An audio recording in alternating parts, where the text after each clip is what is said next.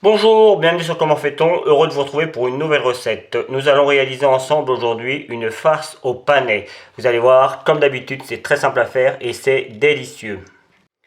Pour ma part, je vais utiliser cette farce pour faire des ravioles après. Ce sera dans une autre vidéo. Et pour faire cette farce, c'est très simple, hein. On a besoin de panais que l'on découpe en fines tranches. C'est pour ça, évidemment, on les épluche avant. Et c'est pour ça que j'en ai gardé un petit bout, juste histoire de vous montrer. Si vous avez une mandoline, c'est génial.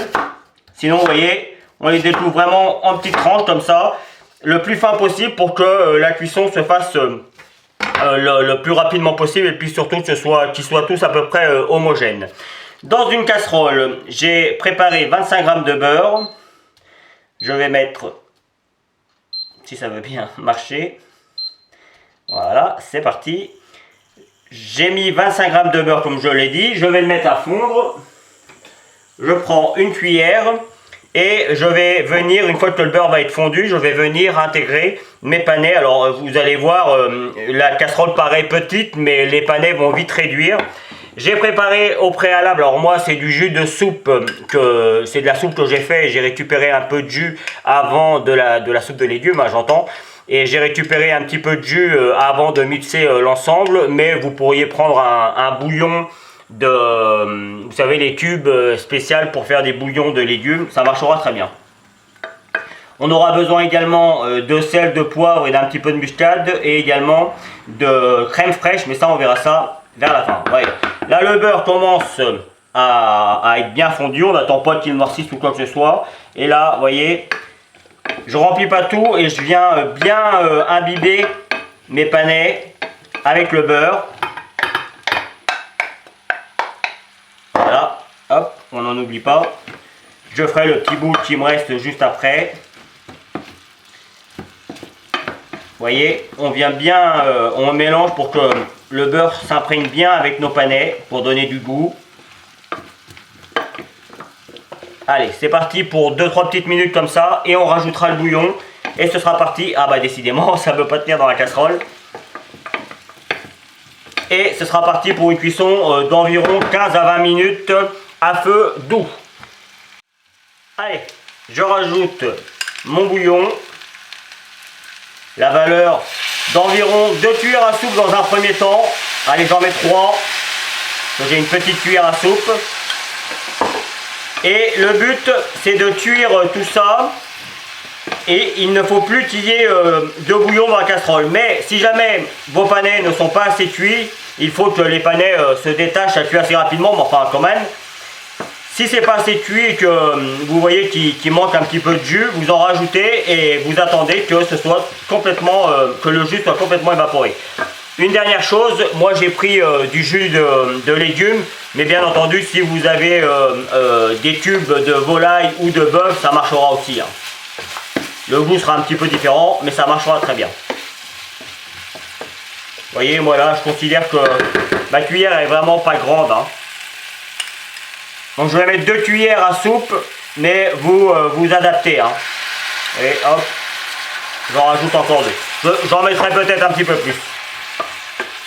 Et moi, je vais couvrir en mettant juste une petite assiette dessus, parce que j'ai pas de couvercle, mais si vous avez un couvercle, c'est top. Et on laisse à feu doux, là je vais le baisser un petit peu. À feu doux, je vous le dis, entre 15 et 20 minutes, normalement, ce sera cuit. Voici ce que l'on doit obtenir une fois la cuisson terminée. Alors juste pour info, je marquerai plutôt en grammes parce que j'en ai rajouté un petit peu plus. Ça dépend, après il vaut mieux y aller comme j'ai fait au fur et à mesure avec à l'aide de la cuillère, parce que les légumes suivant s'ils sont bien mûrs, s'ils sont un peu moins mûrs, ils vont prendre un peu plus de jus, un petit peu moins de jus. Donc je mettrai 70 grammes. Et puis après vous vous adaptez. Donc moi j'ai pris un mixeur à soupe, mais on pourrait prendre un presse-purée, hein, ça marchera aussi.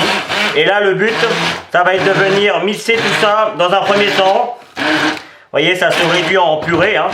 C'est presque réduit de toute façon. Voilà.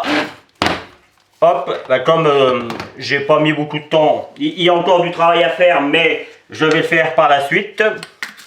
Je vais rajouter un petit peu de sel. Alors le sel c'est à convenance, hein, suivant ce que l'on aime. Si vous prenez des cubes, rappelez-vous que c'est déjà très salé. Donc on fait attention de ne pas trop en rajouter. Du poivre, évidemment. Comme je l'ai dit, de la noix de muscade. Voilà. La noix de muscade, moi je la râpe avec une grappe assez grosse. Donc je fais attention de ne pas en mettre de trop parce que il faut savoir, mais il faudrait en manger beaucoup. Mais la muscade peut être toxique à très haute dose. Hein. Il faudrait vraiment en manger beaucoup, ce qui n'arrive jamais. Mais faut le savoir. De toute façon, ce n'est pas bon quand on en met de trop.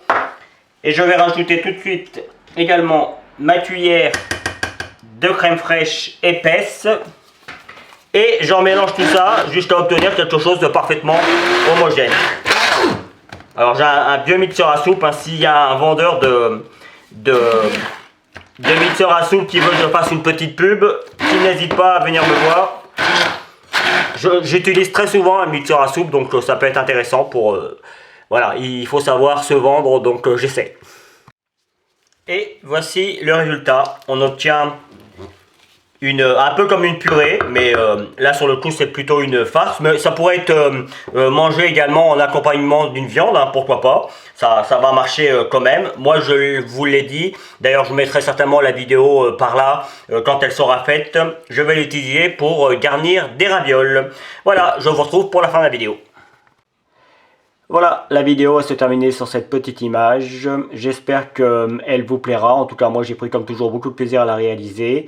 Vous allez voir apparaître les liens qui vont vous permettre d'aller sur tous mes réseaux sociaux. N'hésitez pas. Et puis, juste après, je vous invite à continuer encore un petit peu plus longtemps. Vous allez avoir le lien qui va vous permettre de vous abonner à ma chaîne YouTube si vous ne l'avez pas encore fait. Celui qui va vous amener sur mon site www.commentfaiton.com où vous retrouverez l'ensemble de mes recettes.